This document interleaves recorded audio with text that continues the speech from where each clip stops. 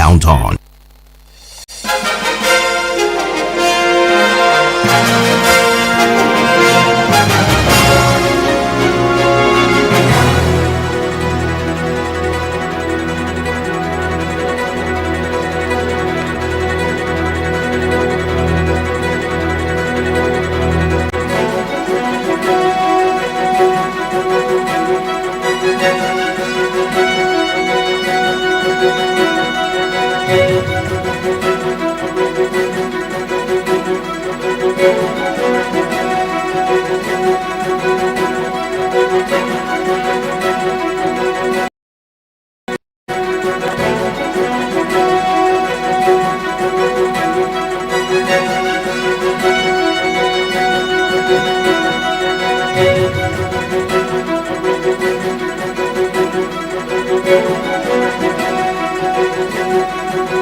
Okay, so it's about that time for us to go talking politics and current affairs. My name is Uduak Daniel, and this is Eagles Outlook, where we look into political issues. And the searchlight is on Benue State.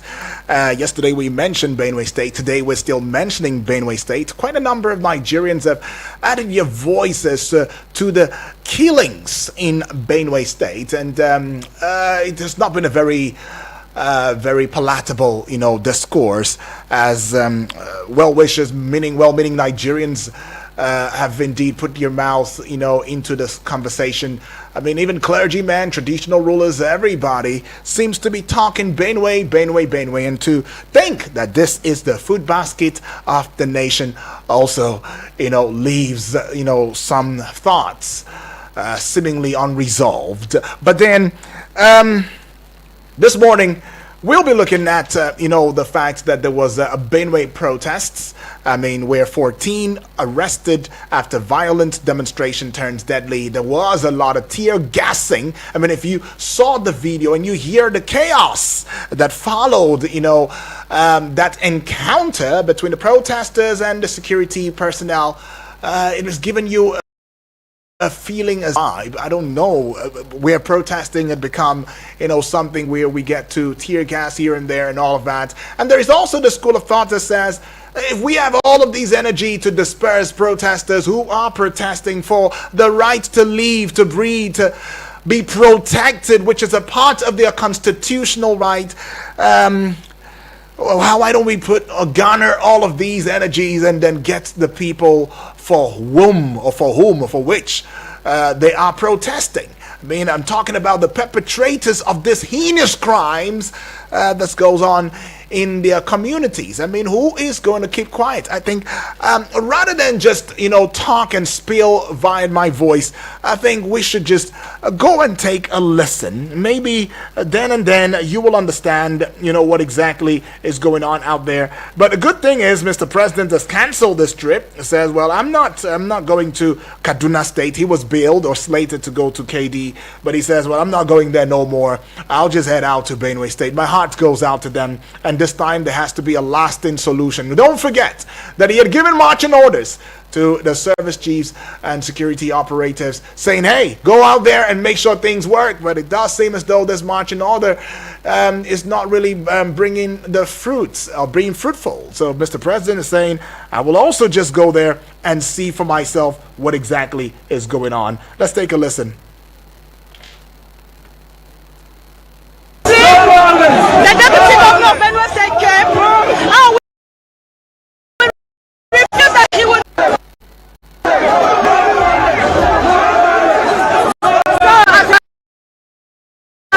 Benue State came, and we refused that he would not talk. Let them go and do their worst.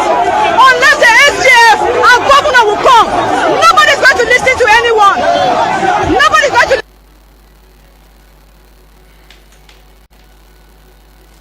All right, we're still taking that audio because we really need to know what's going on. So that's the governor going there shamelessly. As you can see, they are throwing tear gas. Did you see? They are throwing tear gas. Did you see that? They are throwing tear gas. Look at, they are throwing tear gas. They are throwing tear gas.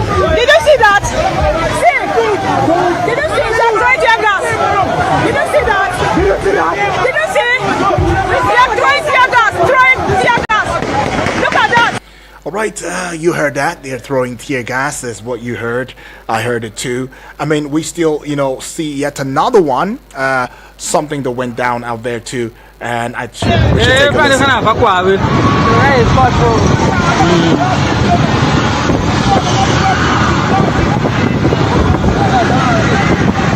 This cows belongs to the Honorable Rep Dixon Taki. Last night he took them to Nwajungu settlement, and the youth of Nwajungu today said that these cows cannot live with them. They should be protecting lives other than protecting cows. So the youth of Nwajungu now chase these cows away. As you can see, the cows are roaming on the road. Okay, that's another thing, that's going on, went down just yesterday in Benue State. And, I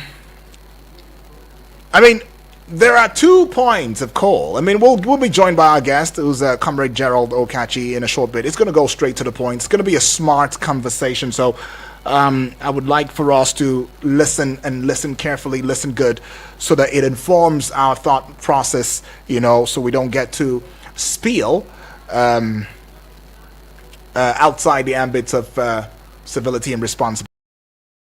Okay, so at Eddie Brendan, the media guy on Twitter, says you can hear them chanting that these cows belong to their elected officials.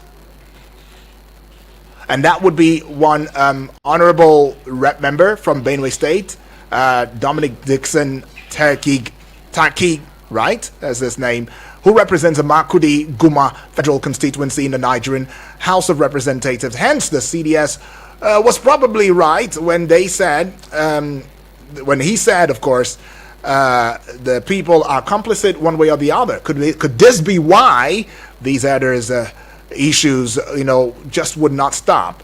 Another person, looked into another matter. Well, still on the first person now, still on Eddie Brendan. It says, until open grazing is prohibited by law and ranching is made compulsory, if you must rear cattle, all of these shenanigans won't stop. All right, at your homemade chef is saying, but then again, how is this the solution? How many times will you keep chasing them by the day and later at night you are butchered or by or unalived, so to speak? If you guys can't take solid actions to protect your land, these ones with the cows will go lead those train killers. All right. Now, if this is what the mental picture is, and now in a society, especially in Benue State, it makes us also want to wonder how deep, this goes. If in the city are indeed also being, so to speak, complicit in this. And what efforts, what successes do you think that the military OAS or whoever the police now would have or register in the face of this very unpleasant situation? I mean, somebody said, did it have to take a social activist to go on there to show us the video just before Mr. President thought it right to get on there? Did it have to take, a social activist to go on there and show us the video just before people now begin to want to troop to Benue State? Let's go and see how we end this already. Did it have to take how many lives lost just before we knew how serious this issue is? We have seen well-meaning Nigerians as well as religious leaders have come out to saying, hey, you know what, Benue people, the way this thing has come, I think protection, defending yourself will be the right thing to do. But Atom, who was the former governor of Benue State, has said, no. That would be, in fact, another problem. It's more like you're trying to solve a problem, but you're causing another problem. And he had been very vocal, though. I mean, in the Benue, issues, particularly those, attributed to armed headsmen in both the past and the present. If you recall, in 2017, Autumn enacted the open grazing prohibition law to combat insecurity in the state. And then by 2018, he was already appearing before the Senate panel investigating the killings in Benue State, emphasizing the need for accountability and prosecution of perpetrators. In June of 2021, Autumn stated that the era of crying over the killings had ended, and it was time for action, where suspected herders were held accountable with eyes for eyes. And then, of course, Ortum also accused President Muhammadu Buhari of working for Fulani interest, allowing them to take over the country during an incident in April of 2021 where an IDP camp was attacked. Now, what is his current stance in 2025? As of June 2025, Ortum's stance remains firm, his legacy being cited as an example of effective leadership in addressing insecurity, unlike the current administration under Governor Alia, which of quite a number of people are saying is facing accusations of concealing casualties and operational inertia. Now, Ortum's approach is characterized by transparency, accountability, and political courage, having risked a federal backlash to protect Benue farmers, whereas Alia's administration is, so to speak, criticized for downplaying persistent violence and obscuring the scale of attacks. Right? But the situation in Benue State is indeed dire. And in the recent massacre of over 200 people, which of course the governor has reported to be 143 now in Yawata Guma local government area, is sparking widespread condemnation. I mean, the Christian Association of Nigeria, the Christian Council, I beg your pardon, of Nigeria, has been very vocal about the immediate, issue attack and calling for action to address this insecurity plaguing the region, right? We'll get connected with our guest now from him. Let's get to hear his thoughts on this matter. I mean, are we just going round and round in circles? Are we just not showing interest in the lives of people anymore? I mean, citizens of our dear country, are we not showing interest anymore? I think we're connected with him now. Comrade Gerald Okachi, sorry for keeping you waiting. We just had to hear, some clips from those are family members in Benue State. Comrade Gerald, welcome aboard to the discourse. Yes, a very good morning to you and to our wonderful listeners. Thank you for having me aboard. Right, Comrade Gerald, I'll need you to just go on and on and on and on about your take in the state of Benue State now. I mean, what exactly is going on right there in Benue State, and what would be your thoughts as well as your condemnations as well as your way forward in this regard? Well, what is happening in Benue State is not just condemnable, it's very, very dastardly and evil that know the right vocabulary, to comprehend it or even to refer to it. It's something that is barbaric, with regards to the killing of over 200. Even as at this morning, the number keeps increasing. People are struggling to even find their missing ones. It's unfortunate, to say the least. It continues to happen and hands like there's no end in sight. Right. It appears like we don't have any leadership or government or whatsoever in that state. Right. Well, that being said, I mean, it does seem as though 14 individuals have been, have been apprehended, have been arrested because of a peaceful demonstration that turned violent in Benue State. And it does also seem as though the tragic death of a truck driver was also set ablaze, right? And recall that in recent times, Nigeria has witnessed various protests across different states. I mean, this is highlighting a growing concern of citizens regarding security and governance. To start with, you can't beat a child and ask that child not to cry. That is the highest level of hypocrisy or wickedness or evil. And we are gradually going to the point where people will begin to consider self-help as the best form of security or form of self-defense. You see, our government of the day appears to be more reactive than proactive. There's no way what happened without, having protection You can't tell me that somebody will just enter a community, local government, and key over. Currently now, Israel and Iran are fighting. Mm-hmm. And their fighting have taken days. You look at the toes, where missile bombs are being dropped. You understand? You see that casualties in both ends is not even up to 500.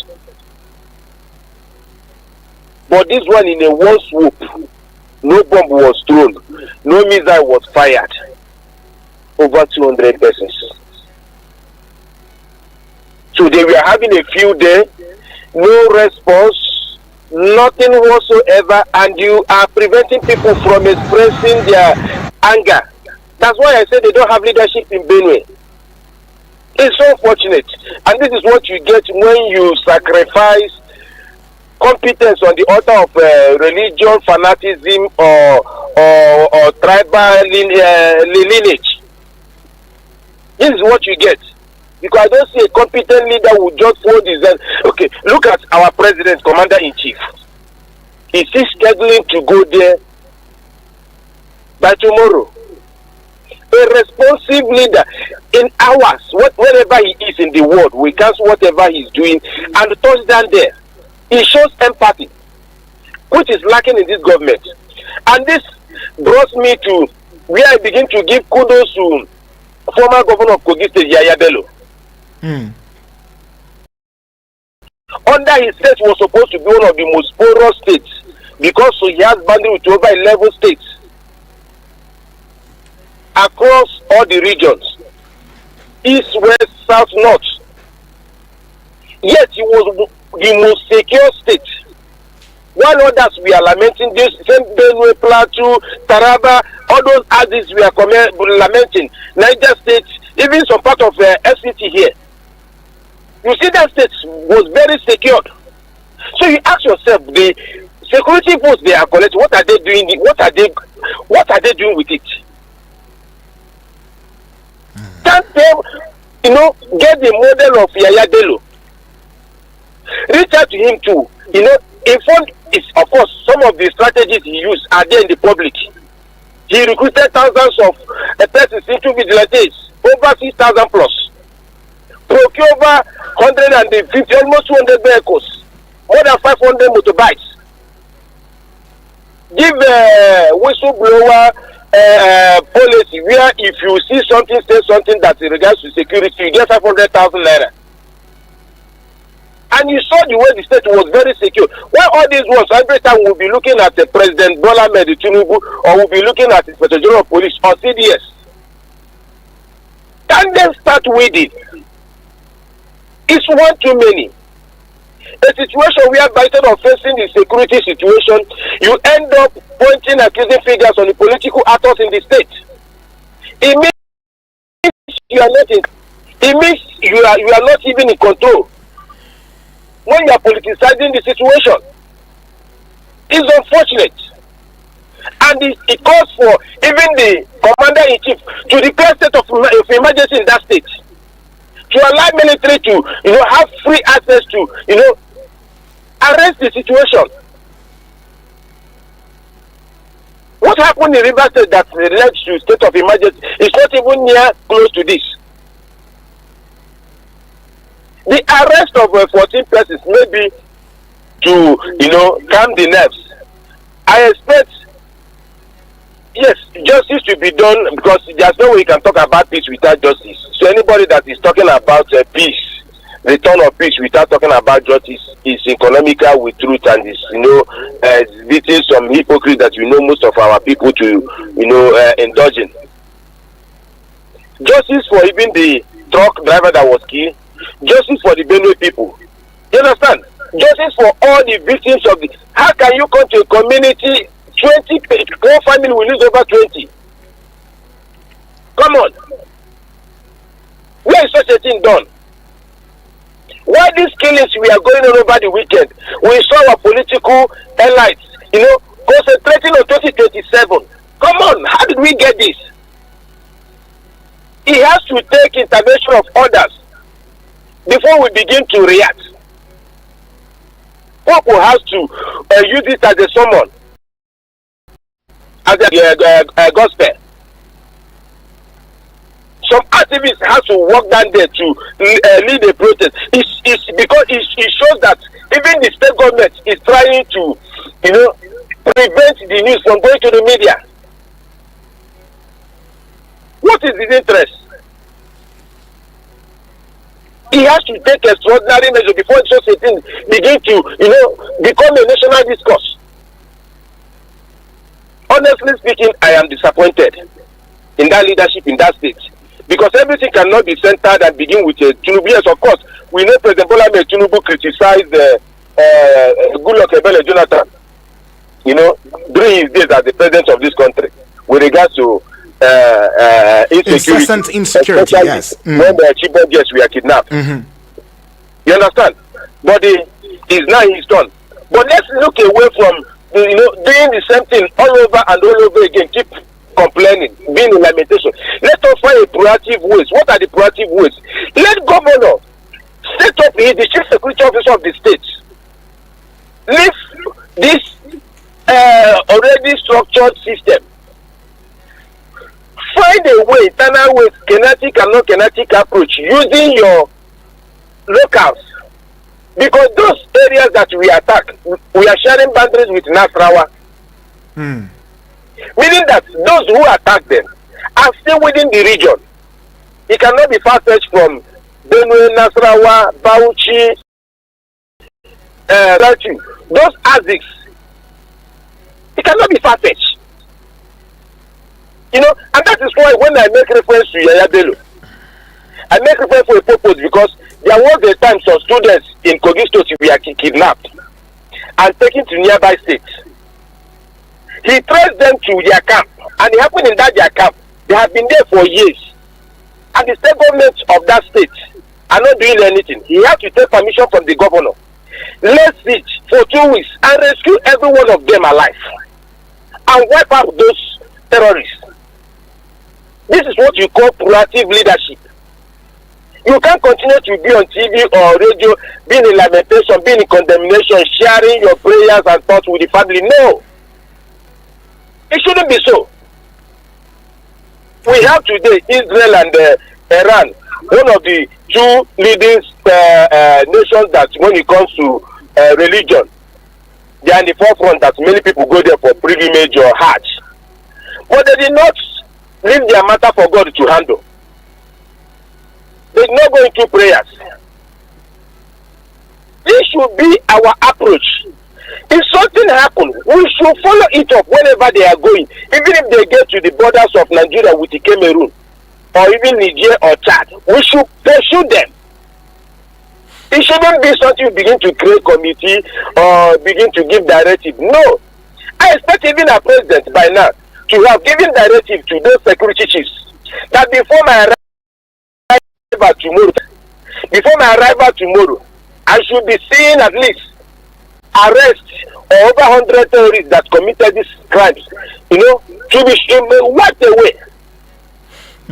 All right, comrade. Referring such genocide to communal class is the least I expect even our government at the center to even be looking at. All right, comrade, let's go pay some bills. We'll get back with you, but then when we do come back, of course, we'll get to hear from family members, what they think about this, and all of your submission on the matter, if that's okay. Right? Okay. Now we'll get back with Comrade Gerald in a short bit, but just to also give you, a perspective view to what is going on. A peaceful protest in Makudi, Benue State, turned violent on Sunday. That was June 15 of 2025, and it resulted in the arrest of 14 individuals. The protest, which began at the Wurukum roundabout, was hijacked by violent elements who blockaded the roads and set a truck on fire, and the driver still trapped inside of it. That's very heinous. Now, the police intervened using non-lethal methods to disperse the crowd and safely evacuate the deputy governor, Barrister John Ode. Now, the police spokesman or spokesperson Udeme Edit confirmed that investigations are still ongoing to apprehend other culprits and instigators behind the violence. But what investigations are on ground to ensuring that the perpetrators of these killings, these crimes, these heinous crimes, which is caught are indeed also brought to book. That the long arms of the law would not let these ones slip in between the fingers, right? Well, these and many more concerns are what we are asking today at this point in time. But we'll go pay some bills, go on a quick recess. We'll be right back in a short bit. Eagles 102.3 Abuja.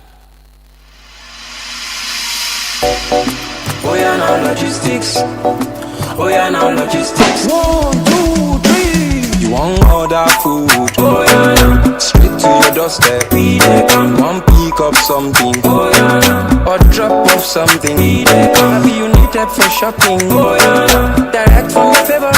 We dey come. You want order your cooking gas. Oh yeah, now. Direct to your doorstep. We dey come. We dey run massive discount. Oh yeah, now. Just place your order now. We dey come. We dey run free delivery when you order.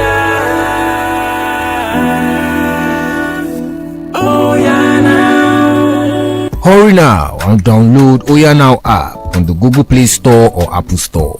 You can also visit us at www.oyanow.ng or call us on 080-8410-1000 or 081-2355-4000. We are available in Lagos and Abuja. Oya Now with the come. Eagles 102.3. Things they happen for our community, eh? Now I can recoup back all the money I have spent on this annoying family. Hey, yeah. That woman own don't finish. My dear, let's go and greet them, okay? Hey! Join media collation and awareness to hold trafficking, MICAS, on I Wish I Knew radio drama and program every Saturday at 10 a.m. on Eagles 102.3 FM Abuja. Join us to kick human trafficking out of our society. I Wish I Knew radio drama and program is brought to you by MICAS and funded by the Ministry of Foreign Affairs of Denmark. Eagles 102.3 Abuja.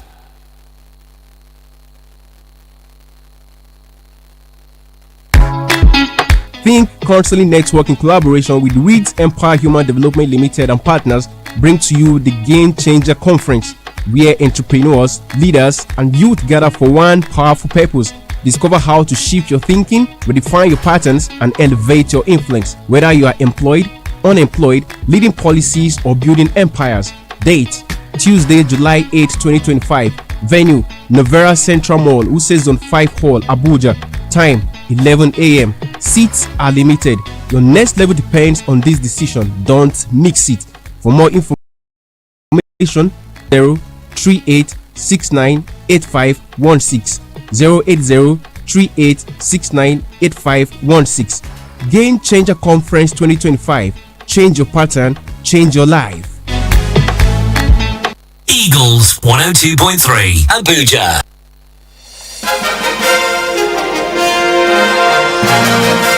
And so we're back. 37 minutes gone past the hour of 9 on the AM side. It's time for you to also get your thoughts out there. What do you think about the old tear gassing, and of course arrest of 14 protesters, especially in the face of the tension that is already built in Benue State as a result of the massacre that went down, where about 143, according to the governor of Benue State. I mean, there's been conflicting numbers right there, but then there's also been a report of over 200 or about 200 or no fewer than 200. I mean, there's a way these conversations go, but we do know that as soon as it has gone past 100, in fact, what am I saying? I mean, if it's gone past 3, even 2, we should actually swing into action and indeed be very, very shaken, as well as proactive in ensuring that we kept ourselves, safely, as well as brought the perpetrators to book. But it has gone to 100 and above. I mean, quite a number of Nigerians are saying, and family members saying that we do have a special intelligence squad. We do have an intelligence unit. We have a military. We have NSA personnel and all who can come together under one roof, under one platform, under one marching order, and go to Benue State and say we will work together. We have to ensure that we find out the people who did this and all of that. I mean, we saw that earlier this morning when I was giving you some things that you ought to know this morning, right? Intelligence group, intelligence, agents, as well as the police, as well as the military. Everybody's coming together and saying, we walk together. So we can be that way in indeed ensuring that the perimeters that cover the geographical space where we live is indeed being protected. And yet we always wait until one very dastardly act comes up before we start to show action. Well, this is not something that a lot of Nigerians and family members are liking, because the question now, as some of us are asking, is where else is it going to be? Where are we going next?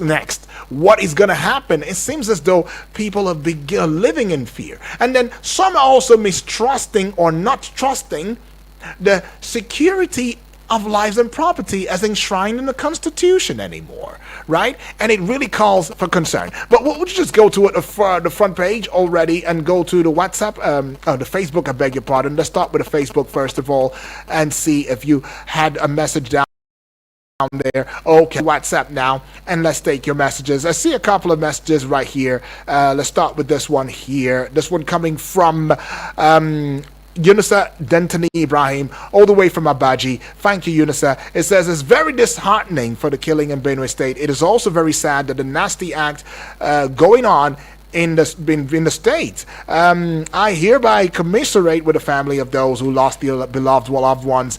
I applaud the president for paying them a condolence visit. I also plead that the government should immediately take measures and put a stop to the mayhem, and should not just be a condolence visit alone, he says. Thanks. Okay, thank you, Yunusa.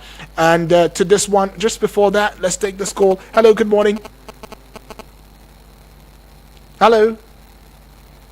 Okay, didn't take it the first time. I guess it's network. Hello, good morning. Hello, good morning, Yudi. Yes, good morning to you, please. Yes, Felix from Lambert. Oh, Felix, talk to us, Felix. Let's get to hear from you. I agree with our guest, Kamalad. And I want to tell Yudi that I really felt I sympathize with the Catholic Church, and I also sympathize with the Christian community for having one of their ministers as a governor of the state. And these things are happening, and he doesn't see it necessary to die, and he's throwing the line of other politicians who want to stick down even when things are going out of hand in their state. I would have wanted Reverend Elia to set an example and resign honorably and say, no, this is a dispute act. A shame and a breach of my career as a minister. I resign. Why am I saying so?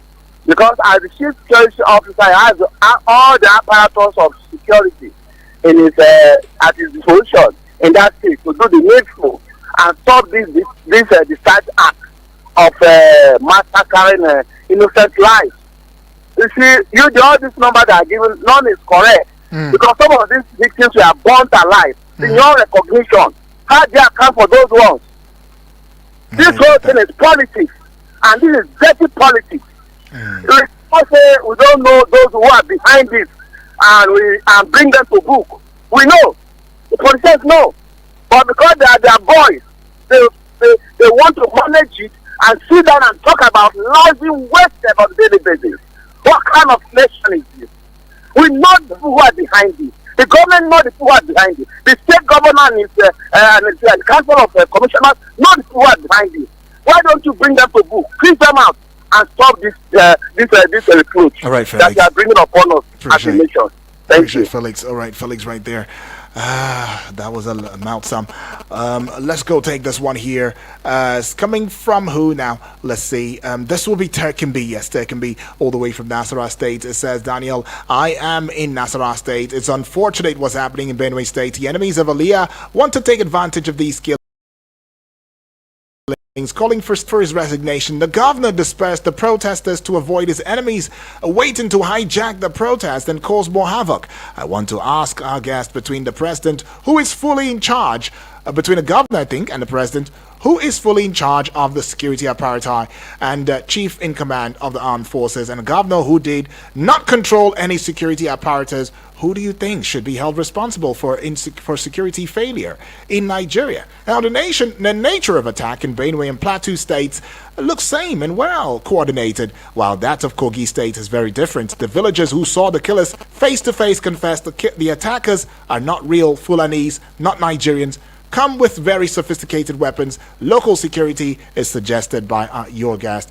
Can't stand the power of these weapons. Okay, he says the local security, no, it won't be able to overpower these ones. These ones are something else. And if you recall, is that yesterday we had a guest who came on board and said sometimes there is even the spirituality added to it, disappearing factor. Disappear, shoot, and disappear and stuff. It's really crazy, these things that we hear. But then, we see you now. This is James from Suleja. All right, James is saying, let's be honest. Let's be honest, he says, with ourselves. Governments, especially at the federal and state levels, are not interested in solving the insecurity in the country, and they are complicit in it. And are complicit in it somehow. All right. How many attacks have been reported in Benue recently? The last time, hundreds killed in Otukpo in Plateau. What was the reaction of the state and the outcome of investigations, if there were any? How about that of Plateau? Were there any arrests? UD, has there been any terrorist killed during and after any of these attacks on communities? Even when security agencies claim to intervene, the president says he'll adjust his schedule because he's supposed to be too busy for Nigerians. They all have time to rush to states to welcome the campees and have re-election talks and meetings, but have barely raised a voice against insecurity. The federal government was quick to issue a statement on Iran and Israel conflict, but have been inexplicably silent on attacks on Nigerians who are being killed, kidnapped, and their properties destroyed on a daily basis. They are more interested in suppressing these reports because it demarcates the country, like as they claim. Okay, James, I wouldn't be able to go further, but yeah, thank you, far too kind. You've said quite a lot, James, quite a lot, and I really wish I can take it all. But it is also very sad or saddening that I wouldn't be able to connect with Comrade Gerald Okachi anymore, who is indeed a very, very prolific and thoughtful person, resource person. Now, he is a human rights activist, a public affairs commentator, social analyst. But I would want to say to each and every one of us, especially to Mr. President, the COAS, the CDS, and all of those, the IGP, right there. Okay, please. Now, Nigerians don't want to go into chaos. Nobody wants it. Nobody wants war. My late father used to say, y'all didn't see Biafra war. Y'all don't even know what war feels like. Please don't even wish war on yourselves. But please, so we don't also get to that point, because it has shown clarity that nobody seems to be concerned about, these deaths. I mean, how do you hear that a Nigerian is dead? One Nigeria is dead outside the shores of Nigeria, in the shores of within our own land, and nobody's trembling, nobody's feeling bad, nobody's feeling empathy. We just go on with the rhetorics of condemnation. How much more the Nigerians that are killed and wasted outside the shores of Nigeria, and nobody's really talking about it. Nigerians have woken up to a time when we are saying that enough is enough. If there is any more strategy that is more strategic, now will be the time to launch it, because we cannot bear, I for one cannot bear to continually hear and see the death of my fellow family members and compatriots who are one way or the other helping in promoting the economy and keeping this country together. The time has come and the time is now. Mr. President, we are lauding you. At least you're going there. You cancelled every other appointment. You're going to Benue State, and quite a number of Nigerians and family members, they love that fact about you. But this time it has to be effective. It doesn't have to be the mere rhetorics that we see again, because if it goes beyond this, if after you as Daddy, Baba, they're still doing this. Okay. Good morning once again.